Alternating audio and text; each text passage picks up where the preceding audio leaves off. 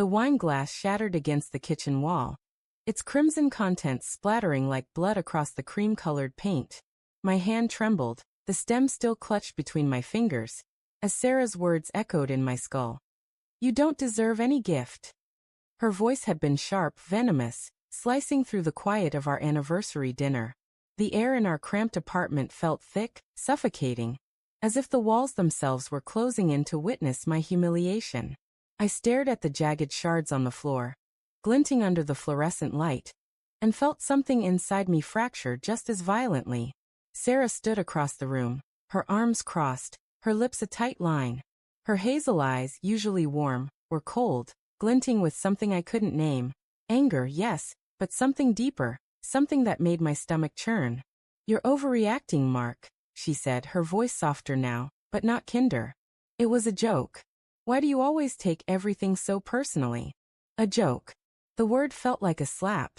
I wanted to scream that jokes don't draw blood, that they don't make your chest ache like a bruise you didn't see coming. Instead, I grabbed my jacket from the chair, the leather creaking under my grip. "I need air," I muttered, my voice barely audible, and stormed out, the door slamming behind me. The hallway smelled of stale cigarette smoke and regret. And as I descended the creaking stairs, her words looped in my mind, each syllable a fresh cut. "You don't deserve any gift."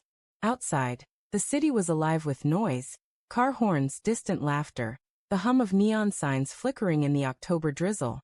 I pulled my jacket tighter, the cold seeping into my bones as I walked aimlessly down the cracked sidewalk.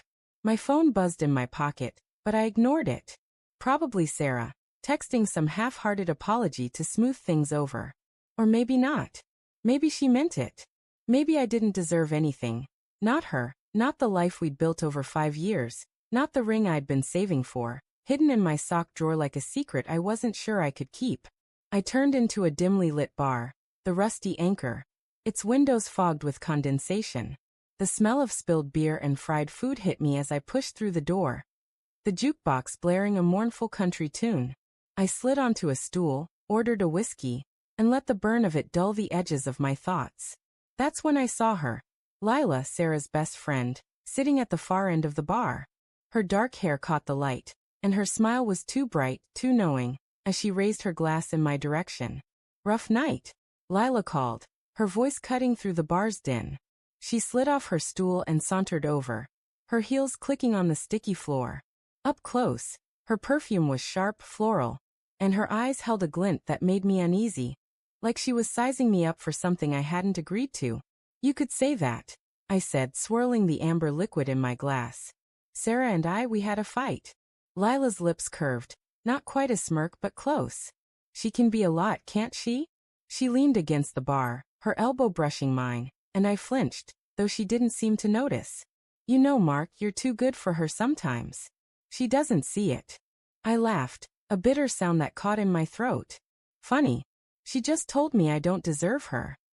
Lila's eyes widened, then softened, her hand resting lightly on my arm.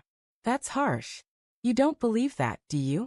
Her touch lingered, warm and deliberate, and I felt a prickle of unease. I pulled away, but not before her fingers tightened, just for a second, like she was anchoring me there. "I don't know what I believe anymore," I admitted, the whiskey loosening my tongue. "She's been different. Distant. Like she's hiding something." Lila's smile faltered, and for a moment, I thought I saw something flicker in her eyes, guilt, maybe, or pity. "Maybe she's just stressed," she said, but her voice lacked conviction. She leaned closer, her breath warm against my ear. "You deserve better, Mark. Someone who sees you. Someone who has a gift you'll like." The words landed like a stone in my gut. I turned to her, searching her face for meaning, but her expression was unreadable, a mask of sympathy and something else, something that made my pulse quicken. "What's that supposed to mean?" I asked, my voice low, almost a growl. She laughed, a light, tinkling sound that felt wrong in the smoky bar. "Relax, I'm just saying you should treat yourself. You're allowed to want more." Her hand brushed mine again, and this time, I didn't pull away. Not because I didn't want to, but because my mind was racing, piecing together fragments I hadn't wanted to see. Sarah's late nights at work. Her phone always face down, buzzing at odd hours. The way she'd started locking the bathroom door when she showered, as if I might barge in and catch her at something. Small things easily explained away, until now. Lila's words, her touch, her too close presence. It all felt like a puzzle piece snapping into place, revealing a picture I wasn't ready to see. "Let's get out of here," Lila said, her voice soft but insistent. "Grab some coffee, talk. You look like you need it." I hesitated, my instincts screaming to walk away, to go home and face Sarah, to demand answers.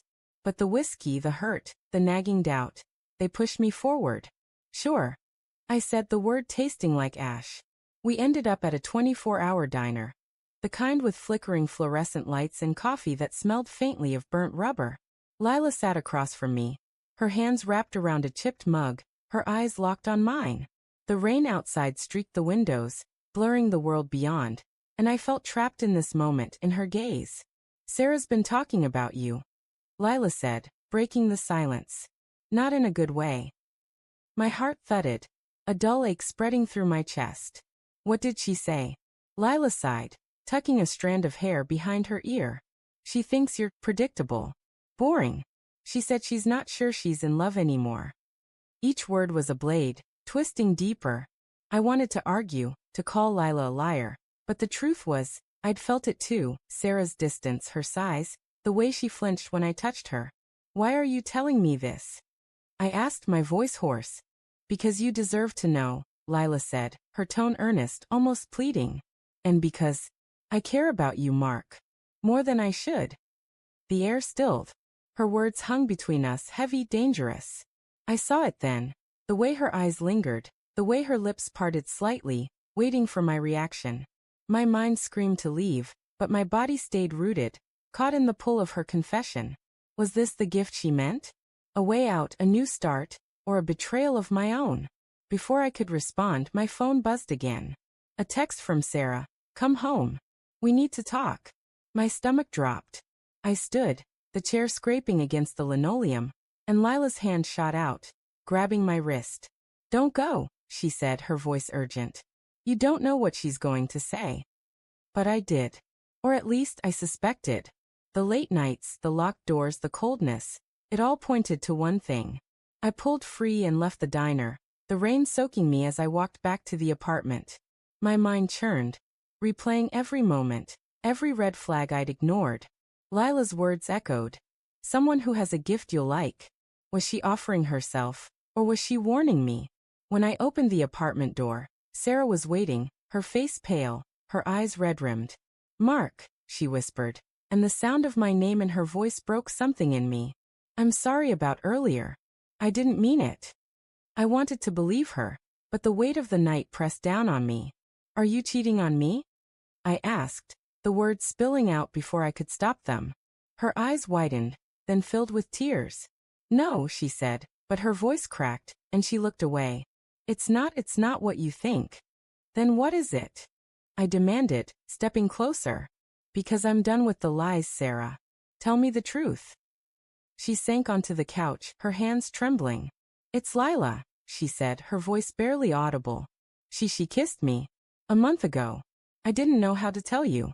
I didn't want to hurt you." The room spun. Lila. Not some faceless stranger, but her best friend. The woman who'd just sat across from me, offering cryptic promises, her hand on mine. My anger flared, not just at Sarah, but at myself. For missing it, for trusting too much, for wanting to believe in love over evidence. "Did you kiss her back?" I asked, my voice shaking. Sarah's silence was answer enough. The room felt too small, the air too thin. I grabbed my keys and walked out again, her sobs following me into the night. Lila's face flashed in my mind, her smile, her touch, her words. A gift. A trap. A betrayal that cut deeper than I'd ever imagined.